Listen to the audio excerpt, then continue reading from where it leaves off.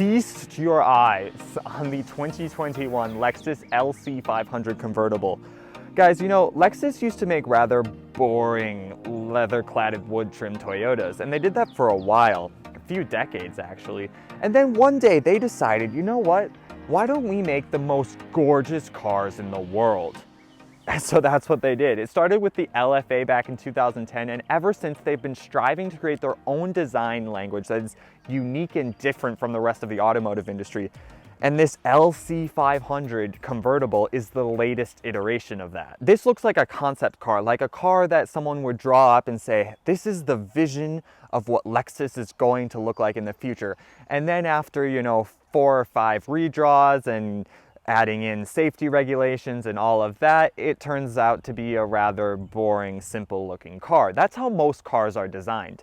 Lexus, they skipped those 4 or 5 drawings and said, here's the concept car and here's our actual vehicle. They're the same vehicle. I mean, look at this. These 21-inch rims and the way they fill up the wheel wells and the flares on the wheel well and the haunches. Oh my God, the proportions to this car are just perfect. Lexus got the design of this car nearly spot on. And I say nearly because the LC500 has been out for about 3 or 4 years. It came out in the 2018 model year solely as a coupe version. The convertible version that you see here, this lovely convertible, is new for 2021. But Lexus's design language has evolved ever so slightly since 2018, and there are a few pieces about this car that do seem that just a little bit outdated. For example, Lexus has started to do away with the separated daytime running lights and the headlights that you see on this LC500 Convertible. I actually think the headlight design of the Lexus LS, which is in theory the sedan version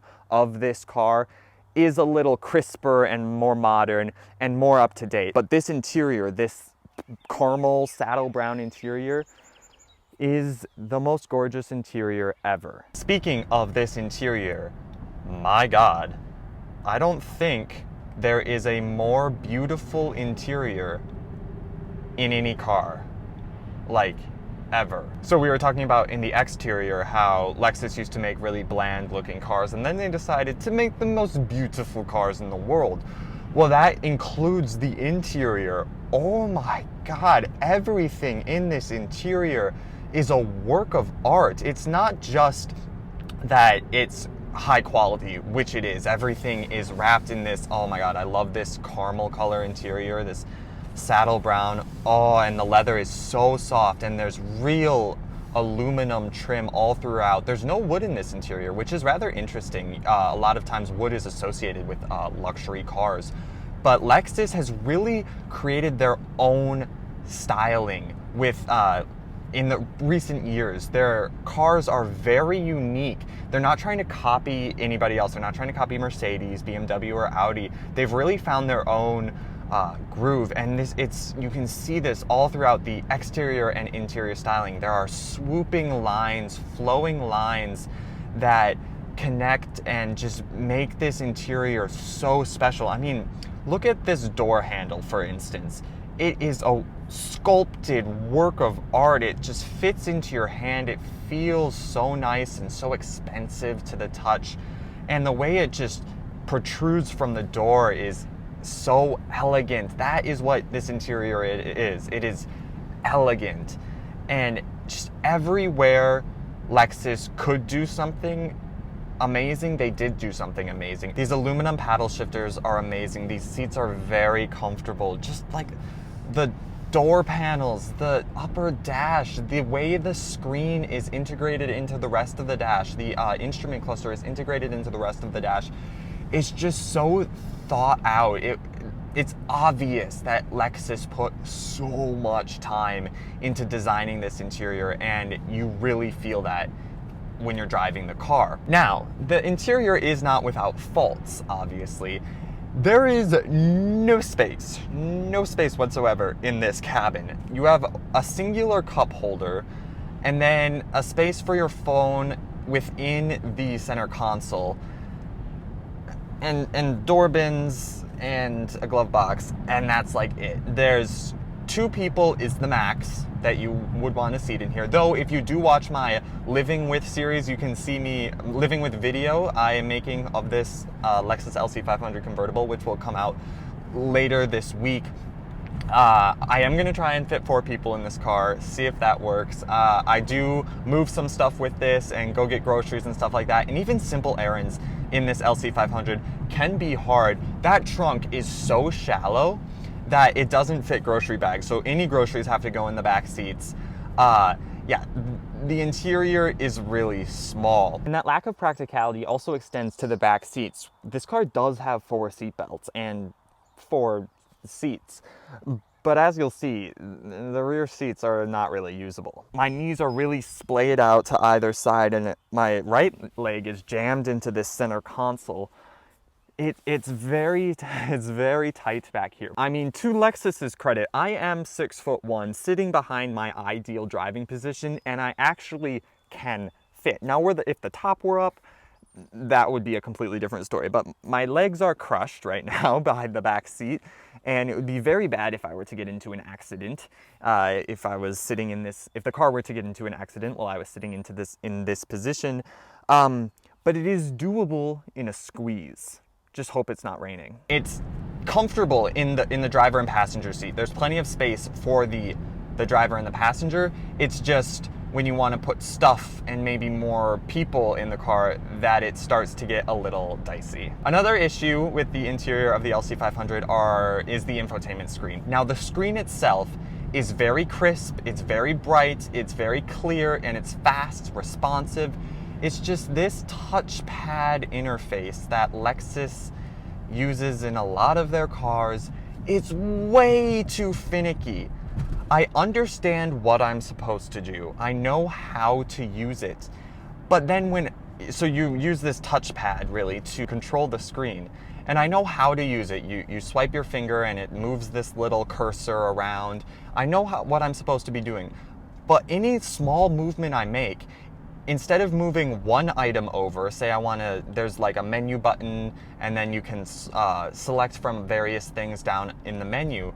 Instead of moving one over with my swipe, it moves like 10 items over. It is the calibration of how much that little cursor moves to how much my finger moves is way too fast. And that's truly too bad, because it's crisp, clear, and easy to navigate aside from how you input that navigation.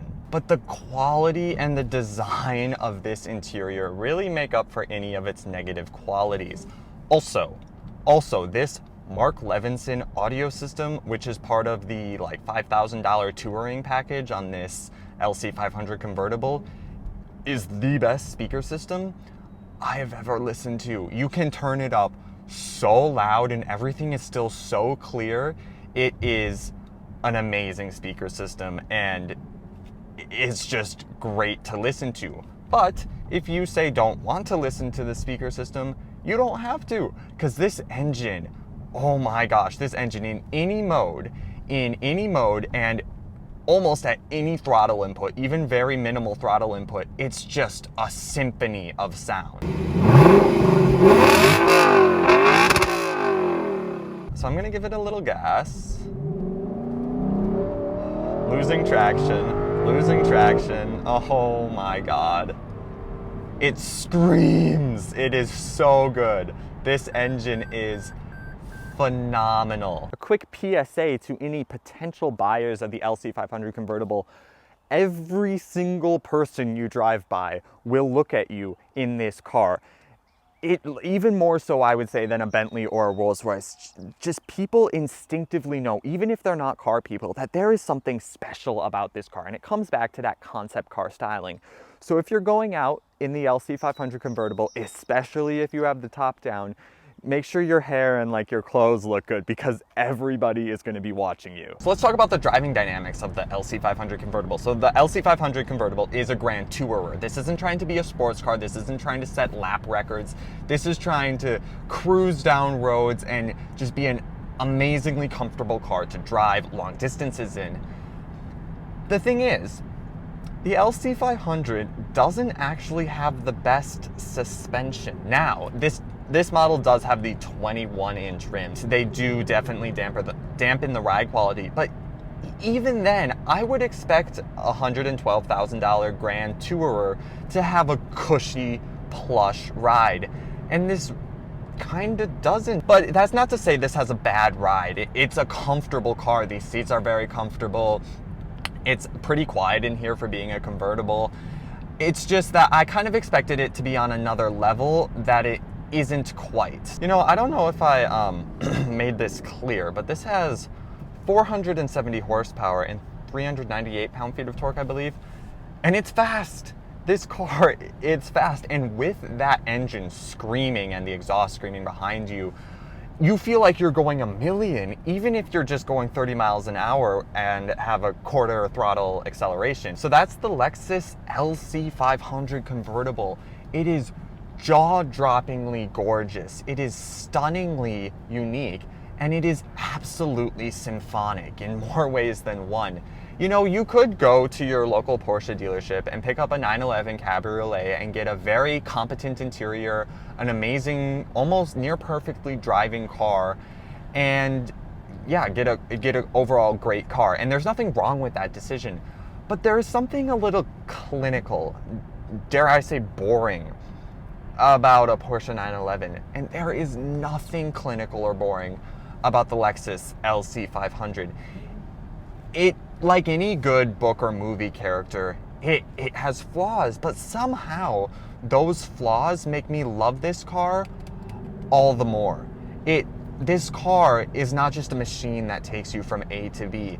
It has character, it has a soul, and you need to work with its shortcomings to get the most out of it and truly appreciate your relationship with the car.